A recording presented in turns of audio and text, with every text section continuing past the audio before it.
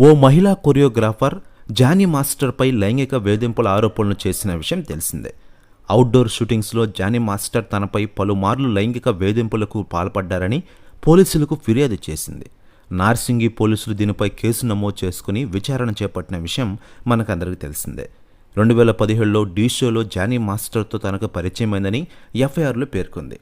అనంతరం Johnny master team నుండి assistant కొరియోగ్రాఫర్గా ఉండాలంటూ phone రావడంతో 2019లో అసిస్టెంట్ కొరియోగ్రాఫర్గా జాయిన్ అయినట్లు వెల్లడించింది.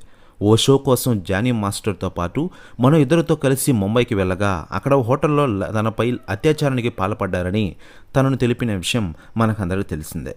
ఈ సంఘటన తర్వాత విషయాన్ని బయటికి ఎవరికి చెప్పవద్దు అంటూ బెదిరించారని, పలుమార్లు షూటింగ్ సమయంలో జానీ మాస్టర్ చెప్పినట్లు వినకపోతే అసభ్యంగా ప్రవర్తించేవాడని సంచలన వ్యాఖ్యలు చేసింది సదరు యువతి. ప్రెస్ న్యూస్ కూడా తెగ వైరల్ అవుతోంది తెలుగు ఇండస్ట్రీలో. మరోవైపు జానీ మాస్టర్ కోసం ఇప్పటికే చాలామంది హీరోలు రంగంలోకి దిగుతున్నారట.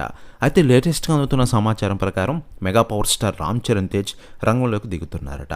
ప్రెస్ న్యూస్ కూడా తెగ వైరల్ అవుతుండగా దీనిపై అధికారిక ప్రకటన రావాల్సి ఉంది. ఇక ఇదిలా ఉండగా జానీ మాస్టర్ వివాదంపై జనసేన పార్టీ స్పందించింది.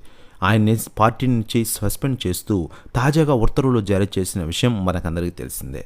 ఇకపోతే జానీ మాస్టర్ వివాదంపై పవన్ కళ్యాణ్ గారు కాస్త సీరియస్గానే ఉన్నారట.